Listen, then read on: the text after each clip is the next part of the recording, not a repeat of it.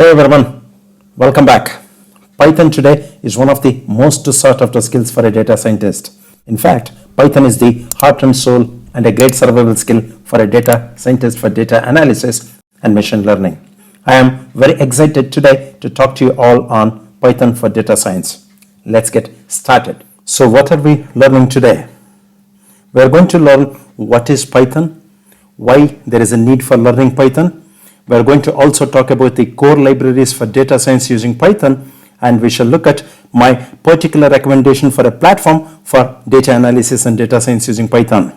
And of course, we shall be going about looking at hands-on demo for data analysis and data science using Python as the language. Please continue to watch this video till the end for maximum learning. Your learning is guaranteed. Now let us understand why is Python important and what is Python all about. First and foremost, high-level interpreted general purpose language is what is Python. Second, the design philosophy of Python is twinfold. What is at heart of designing Python is ease of use. And what is another dimension that is going into the design philosophy is the high code readability of a Python language. And also Python is a powerful platform to build scalable web and enterprise applications. Contrast this with another R programming language, some of you may be familiar, which is meant mostly for statistical analysis, but Python is a full-fledged development environment where you could build scalable web and enterprise class applications.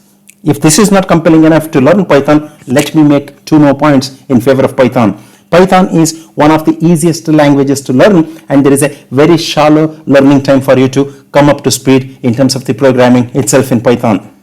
And realize Python is very high on demand in the industry today, and I will go to the extent of saying it is almost indispensable for any data scientist today in the machine learning world. Hope with these points you are clear in your mind as to why you should learn Python and what is Python all about. After having understood what is Python and why we need to learn Python, let's look at a little more closely in this slide some of the core libraries and the platforms and the environment for developing machine learning models. So as you can see, this slide has been taken from anaconda.com. I have referenced this source. Let us spend a minute or two to understand various components in this ecosystem. Let me draw your attention to what is called NumPy. NumPy basically stands for numerical Python. It is fundamental package for doing scientific computing involving very large arrays and matrices. It basically provides several mathematical computational capabilities while working with Python language. This is one of the core libraries for data analysis. Let's just look at and understand Pandas now. Pandas provides very high performance, yet very easy to use structures called data frames for exploration and for data analysis. Data frames, realize, are the key data structures that you need for statistical and machine learning models. Let us understand Matplotlib on this slide. It is a two-dimensional plotting library meant exclusively for visualization. Let us just look at SciPy. SciPy is an optimization and computation module from Python library. It provides libraries for several statistical distributions, and when you want to perform several hypotheses and statistical tests, it comes in handy from the perspective of the core Python library. Let us just look at, for example, the Jupyter. This is the environment which I am going to use. This is a web-based interface called Jupyter Notebook, which I am going to extensively use for demonstrating the hands-on exercise in this video. There are, of course, other things, for example, Spider, Dask, Bokeh, Numba, TensorFlow, PyTorch. Several of these are, yet again, very popular machine learning libraries, machine learning development environments using Python as the language of choice. My recommendation for all the data scientists out there for machine learning and data analysis using Python would be the Anaconda platform. Why do I recommend Anaconda platform? I strongly recommend Anaconda platform because it's one of the most popular distributions, Python distribution, which comes pre-installed with several of the useful libraries that we talked about in the previous slide for doing data analysis, data science and machine learning. This is the go-to platform. If you have not already installed, before going to the next steps in this video, please pause here and install this Anaconda Navigator, the compliant version of the OS that you have on the internet.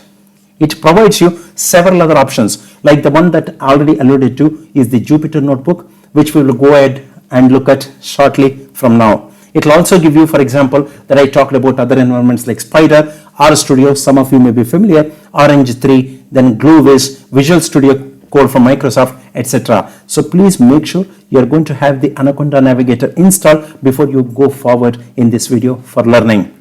Just a word on the Anaconda Navigator itself.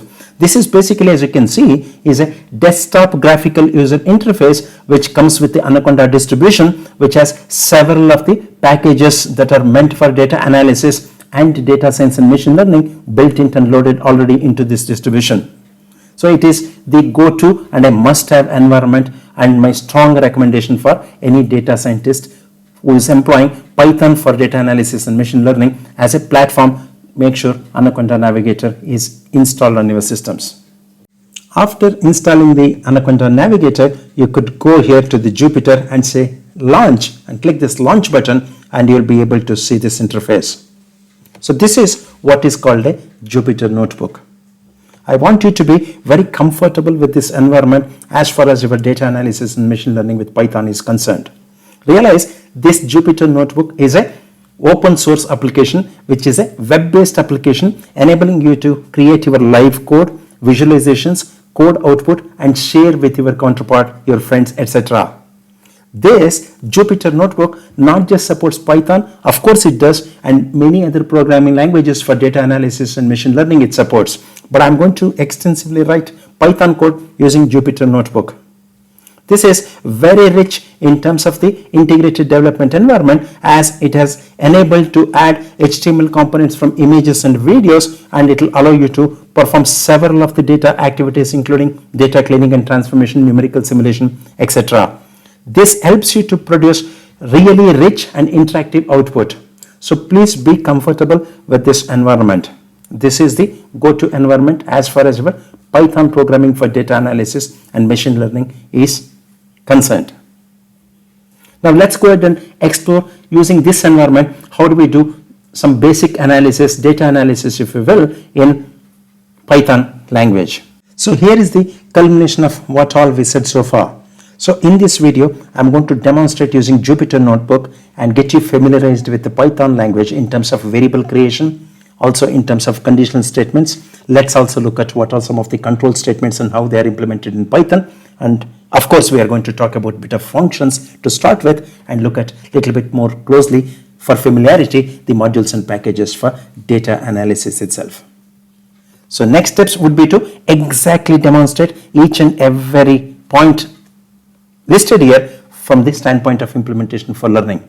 Shall we do that? Let us now make use of Jupyter Notebook interface for declaring the variables. This is one of the things that I said I'm going to demo with, right? Let's start. What are the various data types or the variable types that Python supports? It supports integer, it supports floating point numbers, of course it supports string variables. Let us examine one by one. Let us say x is equal to 10. And how do I execute this? I have to go and click here the run button to execute this. No output is shown. Why? It simply has assigned value 10 to x. So I have to reference this x. So now I can see the value 10. How do I also programmatically print it? I can go and use a print command, use the print keyword, and then within parentheses variable I can give. So it gives me the 10 output because we have assigned 10. So what is the nature of the variable x? So how do I check? I can check by using the command type, and within parentheses I give name of the variable x. It tells me it is integer. How about we go and assign some kind of floating numbers for a variable? Python supports floating point numbers also. So I'm going to call that variable y, and let us say I'm going to make it as 10.8. This time I'm going to make it y below 8 for printing the output stored in y. Can you see? 10.8. For checking the type of the variable y, again you have to use the type command, and you can see it's a float. We do one more thing. Of course it supports many other variables like boolean. Let me look at a string variable. So let us call that as str1, and let us say this is my first Python program. Let us say that, shall we? And let us also add str1 to print the output stored in that variable. Let's see what happens. Voila, this is my first Python program. It has given the output string So let us see the type of that output. Though I know it is string, let us see what the Python is thinking about it. Of course it is a string. So you could go ahead and use many more variables. This is how we would explore. What I've done is more like, okay, how I'm going to use this editor to see, like a calculator, add some numbers. How about we add some numbers? We have added x is equal to 10 and y is equal to 10.8. Let us say the add numbers, add is equal to x plus y. So I'm going to say add. What do you expect? 10 plus 10.8, 20.8. Can you see? So you could go and do some numerical analysis or some numerical computation like this. So you could go ahead and let us say multiplication of the two numbers, x multiplied by y. Shall we see that what happens? So there is no output because I have not referenced the output variable here. So if I say this, 10 into 10.8 is 108. So like this, you could go on exploring. Please explore at your end, at your leisure. A lot of the playing around with the editor, playing around with the environment to do a lot more numerical computations. Yeah? How about looking at some conditional statement? Why not we look at if condition? Yeah? For that, let us say I'm going to compare two variables. I'm going to say a is equal to 5 and let us say b is equal to 10, and I'm going to make use of if statement to compare if a is greater than b or a is less than b, etc. So let us say if a is greater than b, how do I construct the if statement in Python?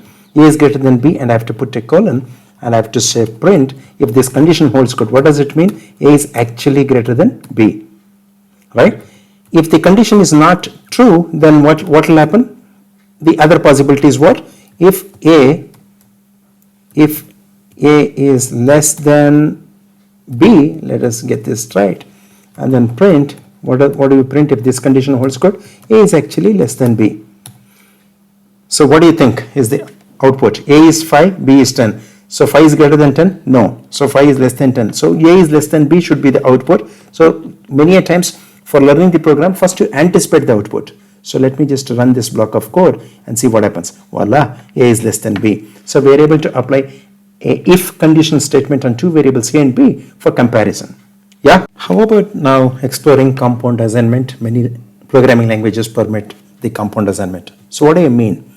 Let us say x is equal to 20 is an object that I create and assign value 20. I can say x plus is equal to 5. So what is the value of x? Expected output, anybody?